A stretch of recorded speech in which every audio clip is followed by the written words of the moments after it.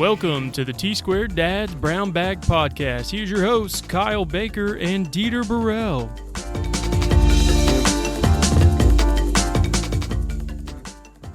Welcome back to the T-Squared Dad's Brown Bag Podcast. It's Kyle and Dieter. And it's been a while, Dieter, but I'm glad we're back together. What's today's date? It's funny. July 19th? July 19th. When was the last time we uploaded one? Oh, man, it's got to be like February, probably. Good Lord. Yeah. And I apologize to all the listeners that have missed our podcast. Yeah, I'm sorry, guys. Been super busy. I know you were just waiting for us to upload one. Everybody's been waiting with bated breath, just waiting for the Brown Bag Podcast to get released. Yeah. We've just been super busy and haven't been able to, unfortunately. Been switching jobs, and Dieter's been busy, and I've been studying for my tests. And well, that must have been stressful, though. It's like just switching, going from one job to, I think what are the three most stressful things in people's lives? Getting married, buying a house, or building a house is even worse. buying, building, that's probably two of the same, and then getting a new job. Yeah.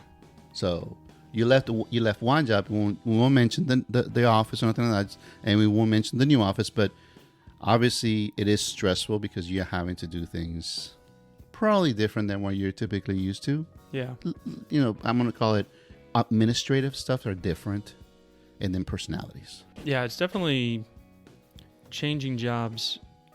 I haven't really done that very many times, right?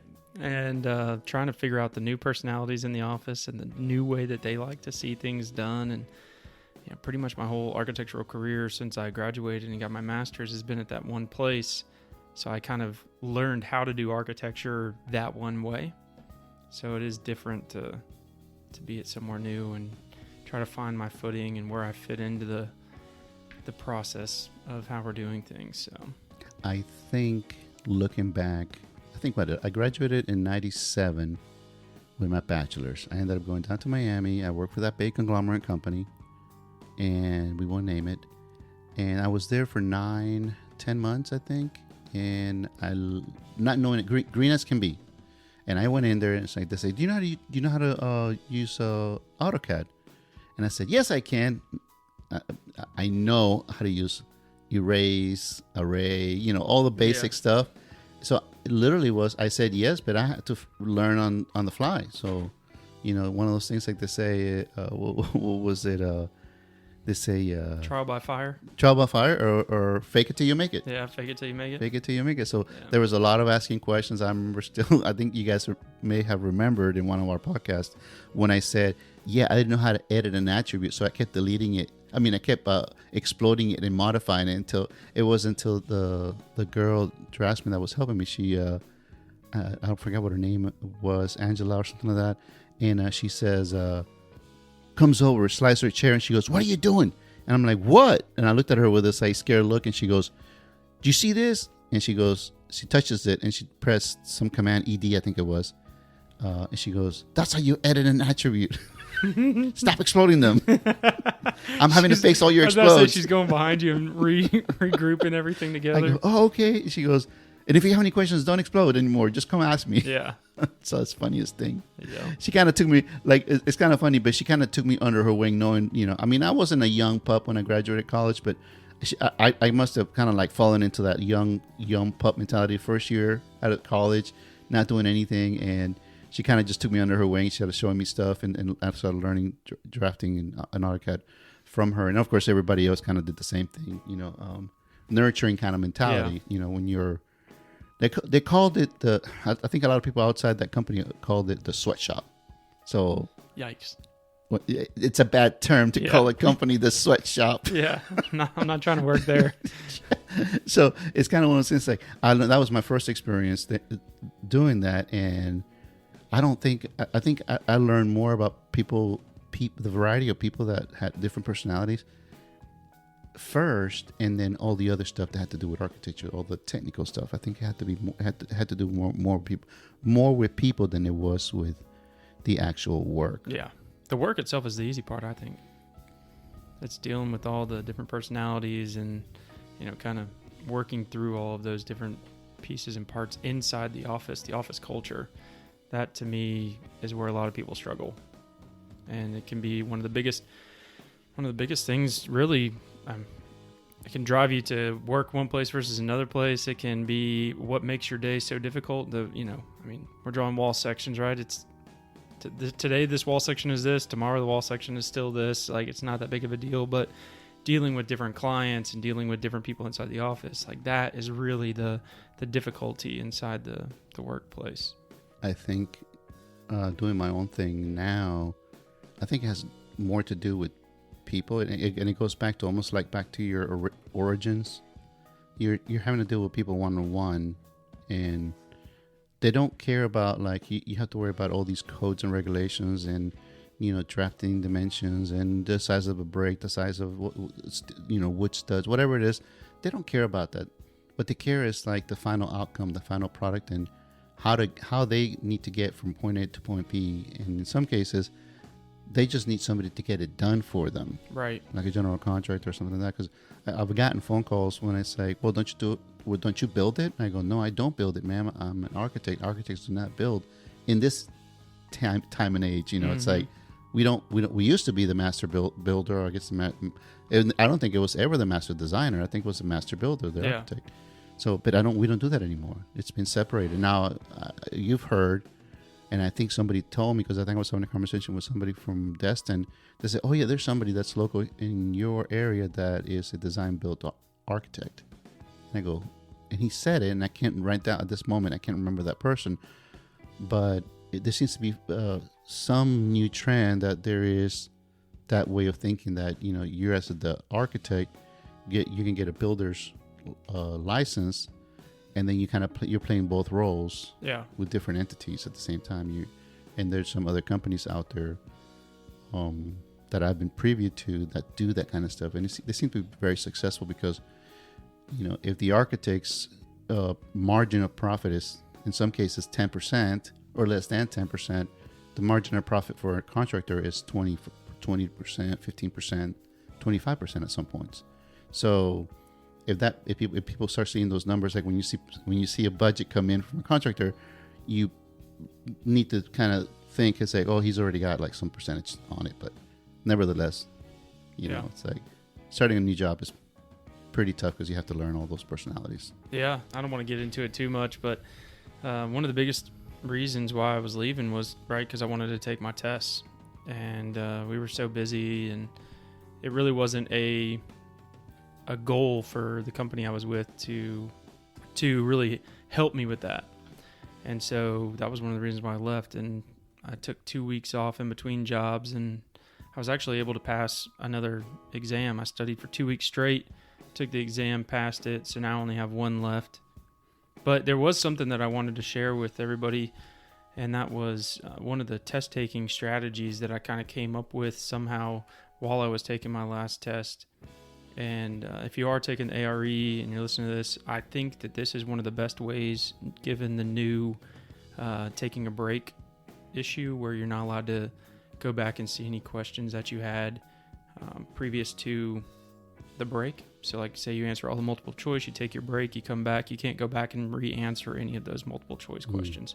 But it does help because during your break, you can like go out to your car, or you can get on your phone, check in with your spouse or whatever.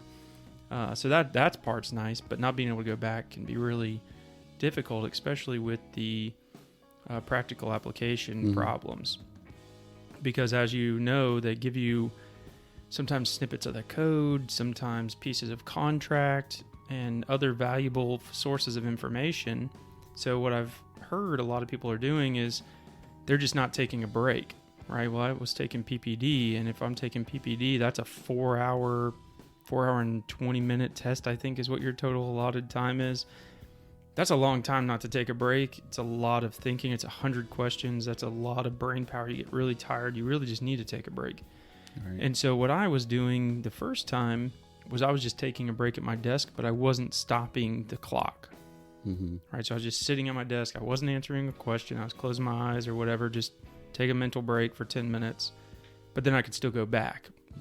But on this last test, I figured out a way. It's not like a a cheat code or anything like that, but it was a very helpful way not to have to worry about the whole, I might get some information in the practical applications that I didn't have while I was taking the multiple choice. And the way in which I'm doing that is answer all the multiple choice, flag any of the questions that I think, like if I had access to the code, if I had access to a contract, or I just don't know 100%, flag those questions. Once you answer all the multiple choice, go to the first question of the practical application, answer that question, and before you go to the next one, look at all of the information that's provided, all of the code references, all of the contract references, any of that stuff, to see if it can help you answer the multiple choice. But you have to answer that question that you open up. Then you go to the exam summary, go to the first question of the next practical application. It's going to give you another set of code references and contract references and all of these things. See if any of that can help you answer any of your multiple choice questions. But make sure you answer that question in the practical application. Don't go to the next one. Don't open any other ones. Once you've done that, you feel really confident that any of that information that you were able to get from the practical application, you've been able to use to answer your multiple choice, then take your break. Right. Then you've got all the multiple choice done, and whenever you come back from your break, you can just focus on these case studies. Or I think I'm saying practical application, but the case studies that you have in there. And I found that worked really well. I was able to answer like 3 or 4 questions of my multiple choice straight from the code that was provided in the case study. That's pretty good. Yeah. And, it wasn't anything like super difficult or anything like that, but really it's a mental game that you're playing with yourself, right? Like, man, if I'd have just had that stuff from the case study, I could have answered these questions wrong, but now I can't go back. And now you've kind of beaten yourself up and you're not in the right mental state to be able to answer the rest of the questions. And I don't think that not taking a break on PPD and PDD is an option. Right. I think you have to take a break to sit there for 4 hours and take that test. I think you're going to find yourself rushing through the practical application case study stuff. And most of those case studies, the information is there. You just have to spend the time to go find it. Or you have to spend the time to calculate the fees. You have to spend the time to go search it in the code. All the information, for the most part, is there already. And if you're tired and you don't really feel like being there anymore and you're just kind of overtaking this test because you haven't taken your break yet, you're not going to be willing to spend that 15 minutes to go search through the code to find what you actually needed. So I think that strategy of answering multiple choice, answering the first question of each case study to be able to get the reference material to possibly be able to answer a couple of the multiple choice questions that you had some questions about, I think that's the way to go. I think that's the best strategy. Now, how many breaks do you get? You only get 1, I believe. You might be able to take 2, but it's only a 30-minute total. Okay. So you can take a 15-minute break and then come back. Mm-hmm. Well, that's interesting. And you can look at study material, you can look at notes, you can look at your phone, you can do anything because you can't go back and answer any questions you already had. I see what you're saying. Okay. I didn't think you could look at anything, but I guess you can now. Well, before you were allowed to go back and answer the questions, like you still have access to everything. So right. When you took your break, you weren't allowed to touch anything. Okay. So that way you couldn't look at question number 2 and it said, in the A101 contract, this and this and this. You could, I'm not going to answer that right now. I'm going to go out and take my phone and what's the A101 contract say? Okay, perfect. I'm going to go back and answer it. Gotcha. They wouldn't let you do that. But now you see that question, you have to answer it. Gotcha. As soon as you see it, you have to answer it or else it's wrong. I gotcha. So, if you lived in Pensacola, where can you go take the test? Oh, they just opened up a new testing center. I think it's on like Dunley Drive or something like that. I haven't been there yet, but my next test is next week on the 27th, and I'm taking it in Pensacola, which is nice. They just switched over to this PSI testing provider instead of Prometric, which was, I was on a roll, right? After my last one, I was like, I'm ready to take the next one, but they went through like a 2-week transition period where you couldn't take a test. And so that's what kind of pushed this one off. And so Prometric's off now? Prometric is off completely, and it's this PSI company.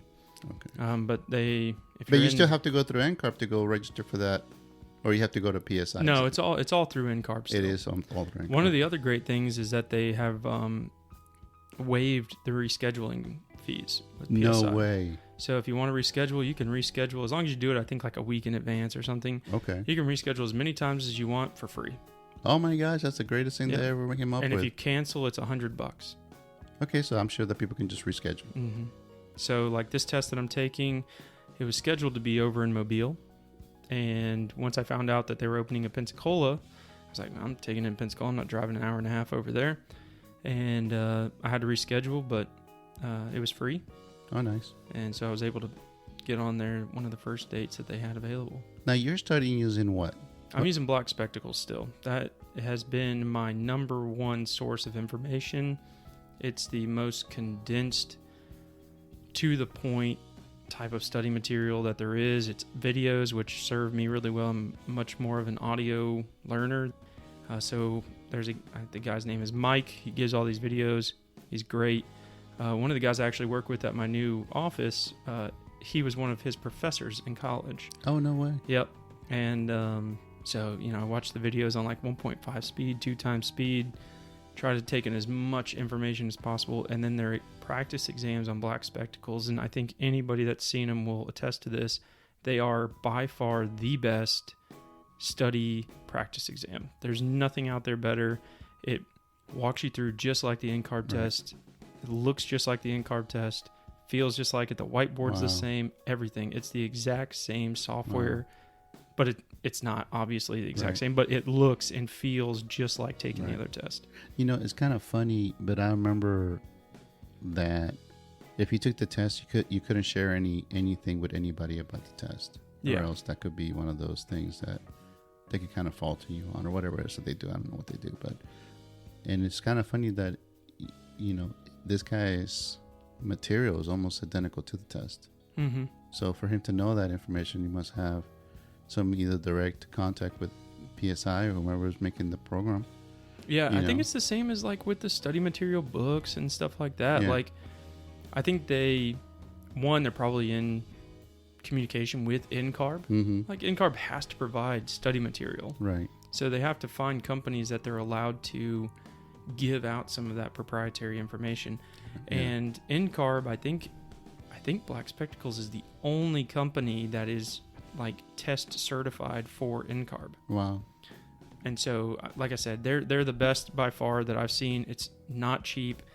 It's a couple $100 a month, but I think that if you watch all of the videos, you comprehend what he's saying, you take the quizzes, you take the tests, and I have found that if I can make about a 60, 65 on the test, I pass the exam. And if you go to their website and you hit the code T2Brown podcast, you get a discount of 20%. Yeah, nothing will happen if you do that, but if there's anybody from Black Spectacles listening, we'd love to be a sponsor. To our 40 subscribers. Yeah. Thank you, all 40 of you. But yeah, I mean, like I said, they're great. I'd give them free publicity anytime I can, because I honestly don't know how well I would do if I didn't have those videos. Well, here's a serious question. When you were taking the test, did any of the questions that the test in Black Spectacles, did you see anything that kind of even similarities, or was it just a general information or general question that kind of just helped you in that study website, whatever you want to call it, that kind of helped you, kind of develop your brain of thinking for the test? Or did you see anything like, oh, I remember seeing something similar to that in the Black Spectacle test that's going to trigger me on this test question? Have you seen anything like that? Yeah, I definitely, no like exact questions or anything like that, but there are definitely similar styled questions in Black Spectacles, in similar ways in which you have to like think through a problem. Mm-hmm. And one of the great things in Black Spectacles is you take the practice exam and you review all of your incorrect answers, right? And in your incorrect answers, they break down why this question the correct answer was what it was. Right. Especially like if you're taking any of these AREs, you'll find a lot of them is what is the best answer? Right. What is the best answer for this question? There might be 4 right answers that they give you. Yeah. But one is the best answer. And so in the review questions of the incorrect, it'll tell you, oh, you got this one wrong. Yes, it is correct. This is a way that you could do something. But the best answer based on the conditions that were set in the question, this is the right answer. for these reasons, X, Y, and Z. Yeah. And then also it does a source for where this question was pulled from, like the architect's handbook, or this was pulled from contract A101 or whatever. And so you can then start to review specific areas of the test and specific study material that you find that, like, say you get 20 wrong and 19 of the 20 all came from the architect's handbook. Right. Well, what do you need to study? You don't need to watch more videos and study sun, wind, and light. You need to go pick up the architect's handbook and study that thing. Yeah. So, like I said, if you're studying for the test, please look into Black Spectacles. I'd be happy to talk to you if you want to take a look and see what it looks like, but they're great, and that's my study tips, and that's also my test taking tip that I learned, and I hope that helps anybody out there taking the tests to pass these very difficult and time-consuming ARE tests. Yeah, I would say for anybody that's taking the test, you don't know the material, I would say, and you don't want to spend, how much do you spend on that service? I think it's between $150 and $200 a month. Okay, so if you want to run it the Econo way, and you don't want to spend the money to go do the Black Spectacles, which I think, in reality, from watching what Kyle has done, I think it whatever little edge you can get, and if you can suck as much information as you can on that website, and just have it handy for down the road, it'll be money well spent. I think if anybody needs to know what material to study, always go to the NCARB guide for each one of the subtests, because they tell you where they're grabbing the information from. I remember when I was having to write test questions, with a lot of the guys that were writing test questions, they would give you the verse, the page, and the section, and I think they're using 2018 International Building Code or something like that. Yeah. So for a lot of you guys that are kind of have old reading and study materials, you probably want to update yourself to what it's new, and the best source would be NCARB to go and find out. Yeah, the thing I would caution people about going to the NCARB, they will list every source, right? But they don't narrow down what part of that source, right? So it's going to say AIA contracts. That's it. Right? Well, there are tons of AIA contracts. There's thousands of pages of AIA contracts. And if you try to read every page of AIA contract, it's never going to work, right? You don't have time to study that kind of material. You don't have time to study a whole 700-page site planning book. Like, they're going to pull like 2 questions from the site planning book. Yeah. Now, if you go online and you look, there's a lot of people out there better than me at putting this stuff together, where they will break down specific chapters out of these books that are very important and other things like that. But what I've found is that with the study material I've been using, if I can take the practice exam, which I think taking exams and answering practice questions is 90% of being able to pass this test, because most of the information is going to be situational based. It's not going to be memory, right? And so I was talking to somebody today actually, and I told them if they gave me 3 chances at taking a test and I wasn't allowed to study, I'd be willing to bet a lot of money that I was able to pass one of those 3 times. Yeah. Purely based on my experiences. But with the studying, it's really just that extra little notch, that extra little 15 or 20%, right, where I'm going to answer those extra 10, 15, 20 questions right, purely from the study material, where I remember that to make myself pass more frequently. Yeah. Because the way that they're asking these questions now, it's not going to say, you have a general contractor, you have an owner and an architect, and what contract form are you going to use between the architect and the general contractor? Yeah. No. They're not going to ask those types of questions. They're going to ask more generalized situational questions. Well, here's a question that kind of just hit me. Are they doing how many out of how many questions are they using graphics to ask you a question about something? I'd probably say 50-50. I think that's important for everybody, because I think I remember when we were writing tests or we were reviewing some test questions, they were showing us graphic, like a photo. Say, hey, where do you see where it is? Are any of these 3 wrong? Which one of those, like 4 of them, 4 photos, which one is wrong. There's something wrong with one of these photos. What can you? Which one is it that's wrong with it? And there'll be times that they don't tell you which one it was, or they kind of give you descriptions like, oh, the code official came to the site, blah blah blah, and he kind of just saw something wrong with the site work, retention, whatever it is. Yeah. And they had 3 options, and out of those 3 options, you had to visually be able to know each one of the products that were installed, if it was installed properly, or if there was piping, there was one that had piping, and then where would be the least likely place where you did a smoke draft or something like that. It's like, or piping penetration through a floor slab. So people have to have some level of like having done a site visit and had a conversation with an architect. Hey, it's like, or even one of those intuitive things like, where would you put it? And they kind of have that. I think you guys have used those tools. Some of you guys have never used the tools. They kind of have these non-visible areas where they tell you to drop an arrow or a line. Yeah. That's where. And again, that one's like a shot in the dark, because sometimes it's an opinion based. So again, it goes back to that. You and I have talked about this before. A lot of like the multiple choice is being able to have enough knowledge to narrow down your answers to give yourself a 50-50 shot. Yeah. If on every single question you can give yourself a 50-50 shot, you're going to pass the test. I believe that you would pass the test, because most of the 50% of the questions you are going to know 100% this is the answer. Right. And then on the rest of them, if you can give yourself a 50-50 shot to get the right answer, but by narrowing it down, you're going to pass the test if you can do that. Yeah. I would always get into the debate or the argument that we are testing for minimum competence, and our tests are setting the minimum competence for an architect.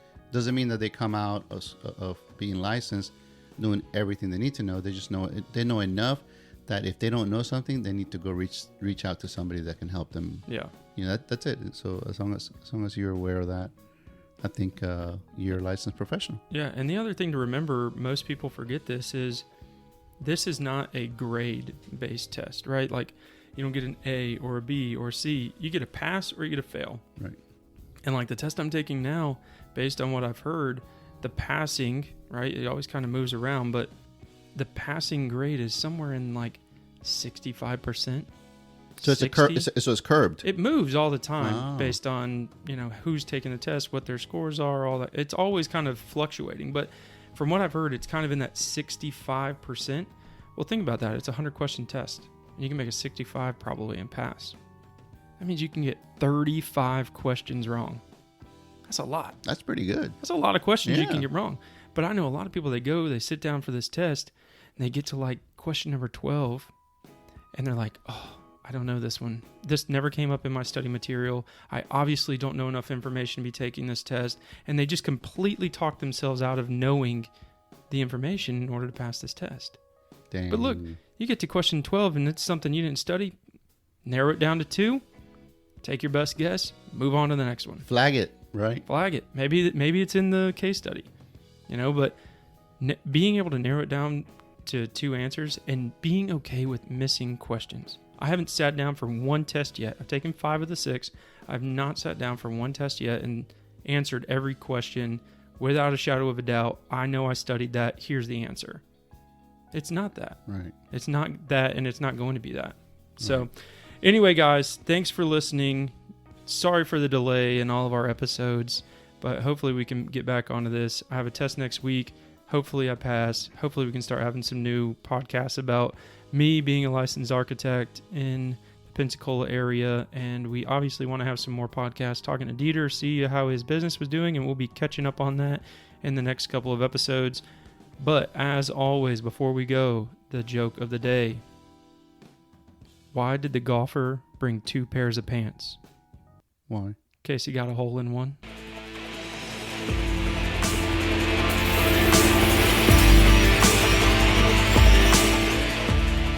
Thanks for listening to the T-Squared Dad's Brown Bag Podcast. Please subscribe on your favorite platform, and we will talk to you next time.